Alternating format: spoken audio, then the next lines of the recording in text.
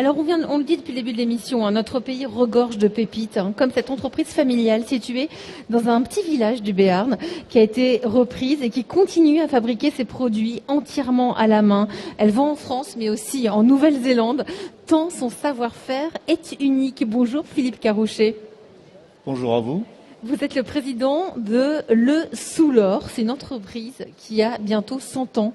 C'est une reprise d'entreprise, hein, et vous produisez des chaussures de travail, des chaussures pour les éleveurs, des chaussures pour les forestiers. Est-ce que vous pouvez nous les décrire ?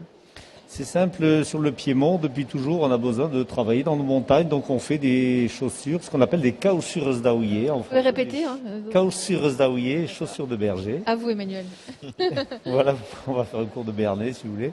Et donc, effectivement, mais pour les bergers, certes, mais aussi pour tous les gens, le plaisir aujourd'hui, c'est livrer une paire de chaussures à un gamin qui est serveur dans un bistrot à Paris ou à Pau et qui n'a pas forcément des moyens pour s'acheter des chaussures extrêmement chères. On va lui faire des chaussures forcément à la taille de son pied, avec les cuirs de son choix, et surtout qui correspondent à son budget aussi. On ne veut pas réserver, parce que c'est de la fabrication française, parce que c'est de la personnalisation, ça a des budgets qui sont ceux de... C'est-à-dire que, pour qu'on comprenne bien, vous arrivez à faire des chaussures abordables, produites en France, faites main, avec des produits français. Vous arrivez encore à avoir un produit d'entrée de gamme ? Bien sûr. Bien sûr. Comment vous faites alors ? D'abord, il est à combien le produit d'entrée de gamme ? Le produit d'entrée de gamme aujourd'hui est à 180 € chez nous. Vous choisissez votre cuir, vos semelles, etc. Ça s'appelle des desert boots, des Clark, tout simplement. C'est assez simple. Mais on a aussi des gammes qui montent. Et tout simplement parce que vous fonctionnez, on a parlé, monsieur de Sénécal vient d'en parler, des partenariats, on a parlé de l'exposition, on a parlé un anglicisme, le B2C, la vente directe. Direct au C'est consommateur. une façon, à travers les réseaux sociaux, à travers les sites internet, à travers le fait que notre atelier se visite et donc on fonctionne en bouche à oreille. C'est très important quand vous en parliez il y a 2 minutes, monsieur Sénécal, quand on prétend être PV, nous sommes PV, c'est une vraie fierté. Entreprise du patrimoine vivant. Entreprise du patrimoine vivant, c'est très important de faire visiter son atelier, d'être présent tous les jours, et que devant l'atelier, il n'y a pas la boutique, il y a les ouvriers, il y a les gens qui montent des chaussures à la main. Et ça, c'est extrêmement important pour la crédibilité de notre démarche. C'est la même logique d'être ici, d'avoir un stand ici, hein, vous êtes un peu plus de 800 ici. Est-ce que c'est un salon où on vend beaucoup ? Oui, c'est un salon où on vend très bien. Ça a bien marché là par exemple depuis ce matin ? Tout à fait, ça marche très bien. Et c'est tout à fait complémentaire avec l'ouverture d'une boutique à Paris, avec notre atelier en Béarn. Vous êtes en train de nous dire que la première boutique, après plus de 100 ans d'existence, vous allez enfin ouvrir une boutique à Paris. Oui. Pourquoi maintenant ? Parce que maintenant, avec le numérique, on pourrait se dire, allez, on va limiter les frais, on va pas se lancer dans des loyers et du personnel. Parce que le numérique a des limites. Qui fait qu'acheter des chaussures, surtout quand on veut rentrer dans des choix techniques. Enfin, depuis 100 ans, ça marche bien. Oui, bien sûr, ça marche très bien.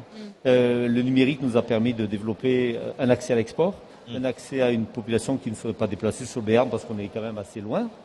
Et donc, qu'on va pouvoir toucher par une boutique, comme on peut les toucher par des distributeurs aussi d'ailleurs. Et donc c'est un ensemble. Il faut jouer avec toutes les cartes, depuis la visite de l'atelier jusqu'au site internet quadrilingue, jusque les marchés sur des salons et à l'exportation. Elisabeth le disait, hein, vous faites des chaussures de travail, notamment pour les forestiers, mais pas que. Vous faites aussi beaucoup de chaussures pour les marcheurs, hein, notamment ceux qui ont l'habitude de faire de la randonnée. Vous connaissez même ce matin, en tout cas quand je suis allé sur votre site, c'était la première photo qu'on pouvait voir des superbes chaussures de marche. Est-ce que vous bénéficiez à plein en ce moment de l'envie que beaucoup ont de Français de retrouver un petit peu la nature et donc de s'équiper pour cela ? Ça va au-delà de ça. Ça va, bien sûr qu'on bénéficie de cet enthousiasme pour la randonnée, le retour au vert, etc. C'est très bien. Bon, on est un peu blasés en Béarn. Ça nous étonne un petit peu. Mais oui, mais vous savez, nous, en banlieue parisienne, on n'est pas tout à fait blasés. Mais on bénéficie surtout à plein de ce retour de gens qui ont des valeurs, qui recherchent une origine. Ah, vous avez dit le mot. Je l'attendais depuis le début de l'émission. On est dans un retour des valeurs. Quand on choisit le Made in France. Quand je vous voyais, encore une fois, je prends cet exemple parce qu'il est significatif. Quand vous avez un jeune gars de 25 ans qui vient au Soulor acheter des chaussures qu'il va payer 250 € ou 300 €, ce qui est un vrai investissement pour quelqu'un qui gagne le SMIC quand il est serveur dans un bar, par exemple. Et nous en avons, et c'est très important de les garder. Il ne s'agit pas juste de faire des produits de luxe et de les vendre sur certains marchés émergents. On sait le faire, très bien. Mais on sait, et il faut que l'on sache aussi, proposer des prix et des offres à tout le monde en direct.